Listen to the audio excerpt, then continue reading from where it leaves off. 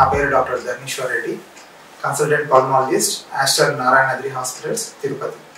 ఇవాళ మనం పల్మనాలజీలో వ్యాక్సినేషన్ భాగం ఏంటి అనేది మనం తెలుసుకుందాం.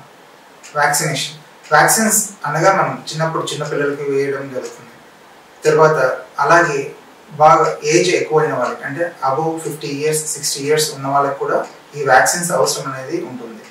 ముఖ్యంగా పల్మనాలజీ అనగా శ్వాసకోశ ఇబ్బందులు కలిగిన వాళ్ళకి, కొంతమందికి ఆస్తమా ఉంటుంది, ఉబ్బసం ఉంటుంది, బ్రాంకైటిస్ ఉంటుంది, అలర్జీ ఉంటుంది.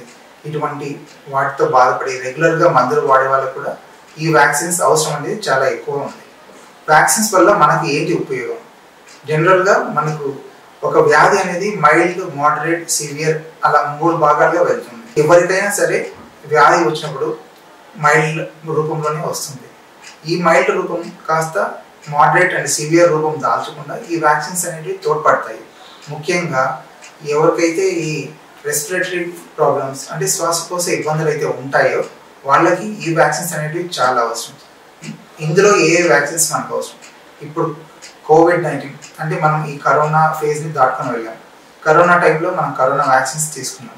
అది కూడా మన జబ్బుని ఆపదు, బట్ వచ్చిన జబ్బుని మరీ ఎక్కువ అవ్వకుండా, అంటే మోడరేట్ అండ్ సివియర్ జబ్బుగా దాల్చకుండా అది మనం కాపాడుతుంది. జబ్బు వచ్చినా కూడా మనకు ICU లాంటి అంత ఫేజ్కి వెళ్లకుండా అది ఆపుతుంది. అలాగే మనకి ఈ COVID-19 వ్యాక్సిన్స్ కాకుండా ఇన్ఫ్లుయెన్జా వ్యాక్సిన్స్, ప్రతి సంవత్సరం ఈ ఇన్ఫ్లుయెన్జా ఇల్నెస్ అనేది వస్తూ ఉంటుంది. అలాగే వాటికి వ్యాక్సిన్స్ వేసుకుంటే మంచిది. న్యూమోకోకల్ వ్యాక్సిన్స్, నిమోనియా, నిమ్ము అనేటివి మనం చాలాసార్లు వింటుంటాం. ఆ నిమోనియా, నిమ్ము రాకుండా వచ్చినా కూడా మనకి తీవ్ర రూపం దాల్చకుండా ఈ వ్యాక్సిన్స్ అనేవి తోడ్పడతాయి. వయసు మళ్ళిన వాళ్ళకి ఈ జోస్టర్ వ్యాక్సిన్స్, అలాగే RSV వ్యాక్సిన్స్ కూడా చాలా తోడ్పడతాయి.